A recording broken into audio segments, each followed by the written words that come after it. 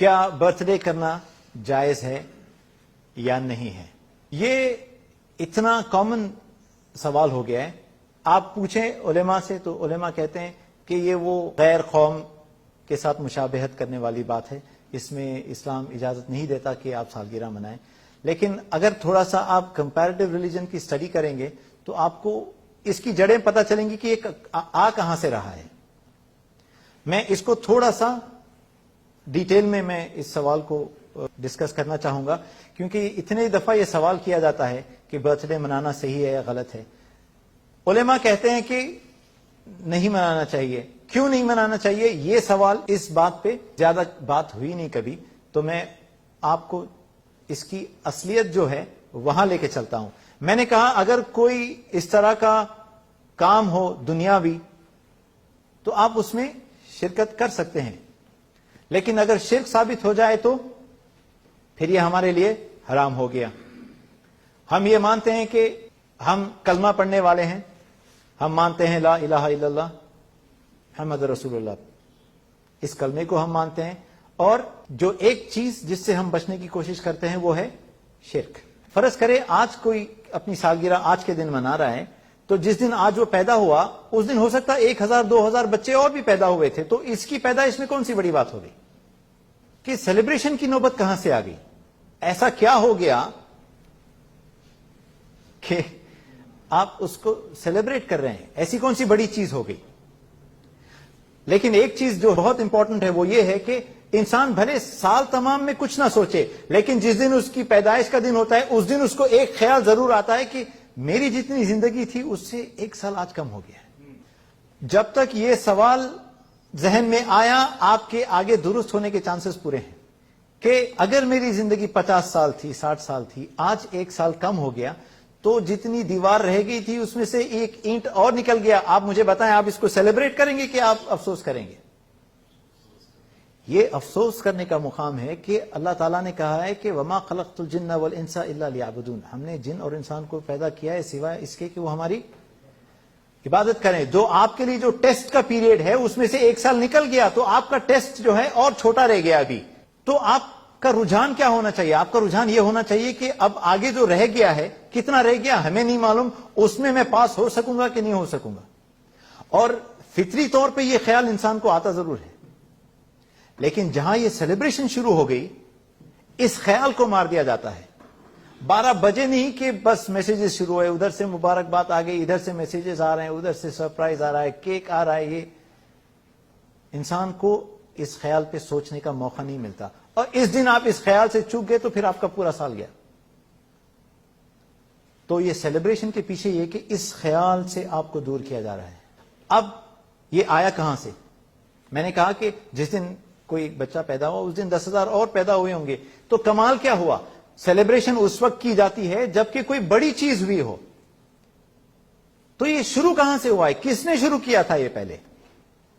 اگر آپ بائبل پڑھیں گے تو کتاب تخلیق باب نمبر 40 لائن نمبر 20 میں جس شخص نے پہلے برتھ ڈے جو منائی تھی وہ فرعون تھا. وجہ؟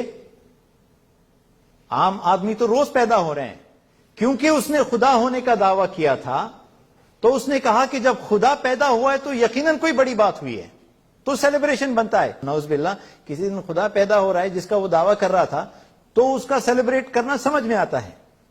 اس کے سیلیبریشن کے پیچھے تکبر ہے کہ اپنے آپ کو وہ اس لائق سمجھ رہا، ایسا اس نے اپنے آپ کو سمجھا ہوا ہے کہ میں خدا ہوں، تو میری جب پیدائش ہوئی ہے بحیثیت خدا تو پھر سیلیبریشن بنتی ہے، اور اس نے سیلیبریٹ کیا تھا. یہ آپ مجھے بتائیں اس میں شرک ہے کہ نہیں ہے؟ ہم کہتے ہیں ہم مانتے ہیں لا الہ الا اللہ محمد رسول اللہ کو، اور کس کی سنت پہ چل رہے ہیں؟ فرعون کی. اور آخرت میں کون سی امت میں اٹھنا ہے؟ ہمیں اٹھنا ہے محمد صلی اللہ علیہ وسلم کی قوم میں. لیکن کرنا وہ ساری چیزیں ہیں جو غیر مسلم قومیں کرتی آئی ہیں. یہ نہ صرف غیر مسلم قوم کا ہے بلکہ اس کی جو شروعات ہے وہ ٹوٹل شرک پہ ہے.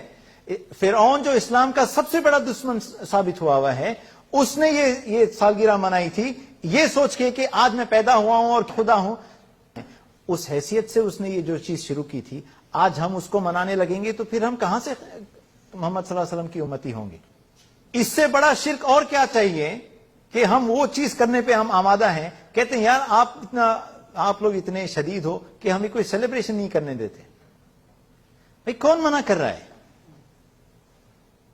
نوکری لگی ہے، دعوت دو، شادی کی تقریب ہے، ہاں میں بلاؤ، ہم آتے ہیں، آپ سیلیبریٹ کریں حلال انداز میں جیسے جس کی اجازت دی گئی ہے۔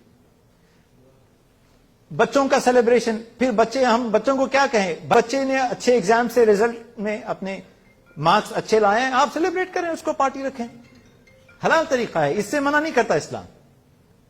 اس نے قرآن کا ایک دور ختم کر لیا، پارٹی رکھیں، دعوت دے، لوگوں کو بلائیں۔ لیکن جہاں شرک آ گیا، پھر چاہے بچے ناراض ہوں، بیوی ناراض ہو، ماں ناراض ہو، بھائی ناراض ہو یا پڑوسی ناراض ہو، پھر اس میں ہم نہیں مبتلا ہو سکتے۔ تو آپ دیکھ لیں جس کے ساتھ شرک جڑا ہوا ہے، اتنا بڑا شرک کہ خدا کی پیدائش ہوئی تھی تو وہ منا رہا تھا، اور برتھ ڈے میں ہوتا کیا ہے؟ کیک کاٹا جاتا ہے۔ کیک کے پیچھے جو شرک ہے وہ بھی سن لیجئے گا۔ کیک شروع میں جو ہوتا تھا وہ گول ہوتا تھا اور اس کے اوپر موم بتیاں لگائی جاتی تھی۔ اس کے پیچھے کیا عقیدہ ہے؟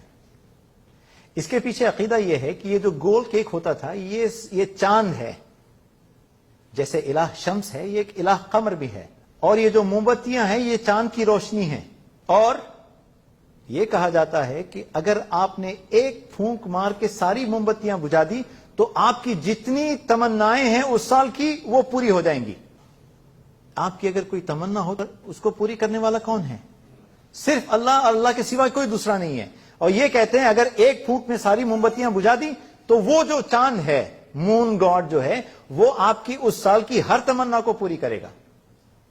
کیا کر رہے ہیں؟ کیا کر رہے ہیں؟ ہم کہہ رہے ہیں دوسرے سیلیبریشنز رکھیں، قرآن کا ایک دور ختم ہوا ہے، پارٹی رکھیں، ہم آپ بھی کھائیں، دوسروں کو بھی کھلائیں، سیلیبریٹ کریں۔ برتھ ڈے کا کیک کیوں کھلانا چاہتے ہیں ہمیں اور خود کیوں کھا رہے ہیں، جبکہ اس میں صرف شرک ہے اور شرک کے علاوہ کچھ نہیں ہے۔ تو یہ اگر آپ اس کی جڑوں تک جا کے دیکھیں کہ اس کی جڑ کہاں سے آ رہی ہے، تو پھر اسلام میں یعنی سالگرہ منانے کا کوئی جواز نہیں بنتا۔ اور یعنی ذمہ داری کے ساتھ اگر میں یہ کہوں تو غلط نہیں ہوگا کہ اس کی جڑ جو ہے اس کی روشنی میں اگر آپ دیکھیں تو سالگرہ منانا حرام ہے۔